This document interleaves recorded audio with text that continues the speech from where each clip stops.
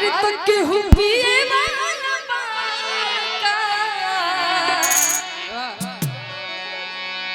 नशे में कौन नहीं है मुझको बता दो जरा। नशा शराब में होता तो नाचती बोतल। लेकिन भाव देखिए हम का कहतनी। अब हो बैठल बड़ू आवाज जल्दी कैसे कि मैं तेरी आँखों से। बड़ा सुंदर शेर बा गौर फरमाई। मैं तेरी आँखों से और छलके शराब पीता हूँ और गरीब हूँ मगर महंगी शराब पीता कि मैंने सुना है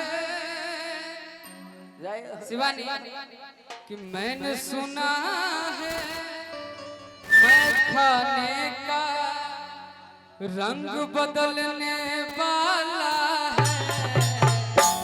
राजन भैया कि बोतल खोल के सामने रख दो। बोतल खोल के सामने रख दो।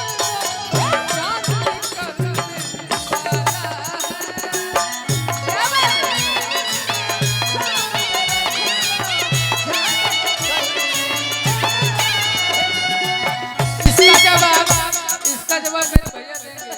मैंने सुना मैं खाने का रंग बदलने वाला है। क्या बात है?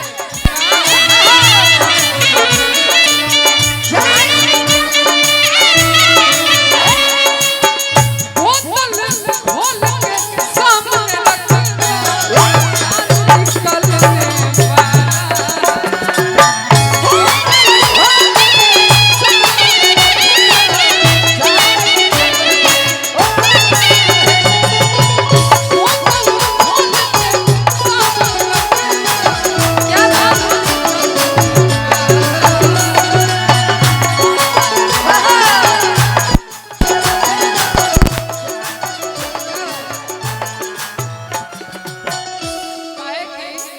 बरसात के मौसम में तन्हाई के आलम में मैं घर से निकल आया बोतल भी उठा लाया।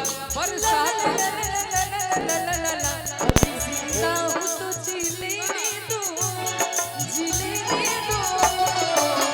हर बरसात में मेरे दो हर जिंदा हूँ तो जीने दो जीने दो।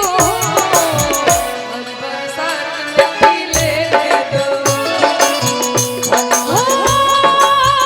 मुझे टुकड़ों में नहीं जीना है। कदर करता तो नहीं जीना है। हो मुझे टुकड़ों में नहीं जीना है। कदर करता तो नहीं जीना है। हो आज की शाम कटेगी कैसे। हो मेरी प्यास बुझेगी कैसे। और सारा मैं खाना जाम सी जाम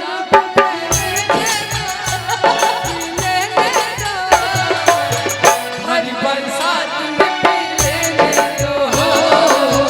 अभी जिंदा हूँ तो जीने यूट्यूब वाला भाई मजा दो। हरी बरसात चुप रहेगा। क्या बात कहे कि भैया कहे कि तोर भुलाए खाती गम वाह बिट्टू और वाह। कि दारू पी ले खाली असदारी दया को के गाना ही देखा ये सनम। क्या बात क्या बात। दया के देखा ये सनम कैसे पी ले।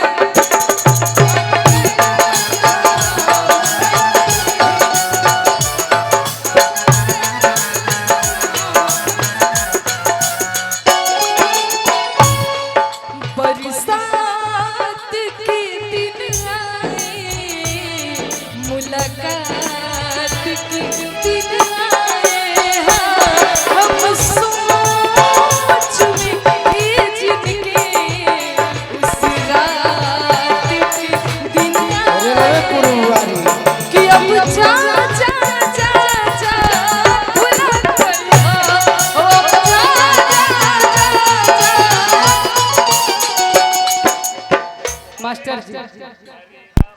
कि तोहरा से साथ जब छूटी सुना सुना का कहती है सुना तो दुनिया पाछा टूटी। चले बहन कि हम नहीं कहत कि ऊ कहत जे तोहसे बहुत प्यार करेला। इनको आप करें ऊ कहत जे तोहसे बहुत प्यार करेला। जैसे आप इनको करें। अरे बतिया पूछिए ना, भाव के पूछो। मोहब्बत अब ज्यादा बन गई है। बहुत मजा होता है हमारा, बहुत मजा होता है। तुम मजा हर जगह भैया मजा मत आप कही ना ना मार दो मार दो मार दो मार दो। आप अरे गाइए ना, कोई दिक्कत नहीं। बोल दी शेरवाली मैया की। हो तो हरा से साथ जब छूटी दुनिया का तो हरा से साथ जब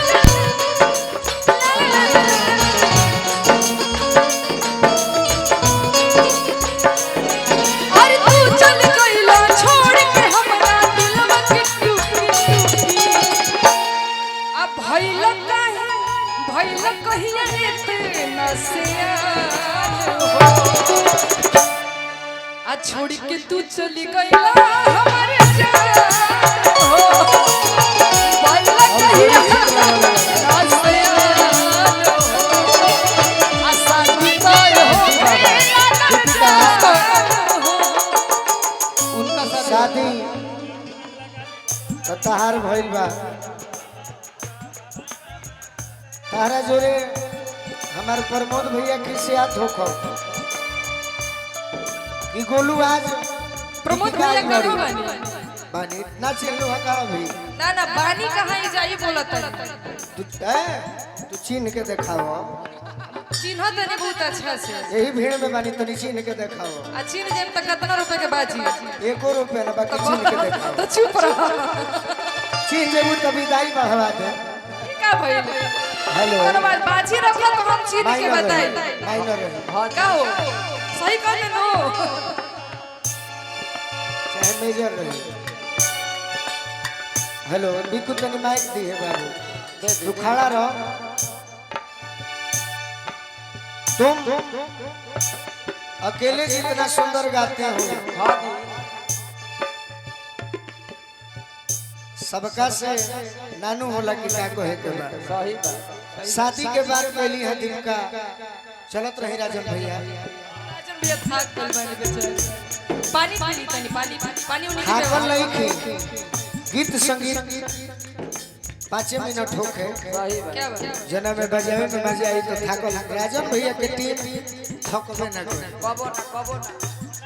आज वो तहरा के मौका देता नहीं सुनो, आज वो बियाह कर लूनो, आज वो मौका देता नहीं।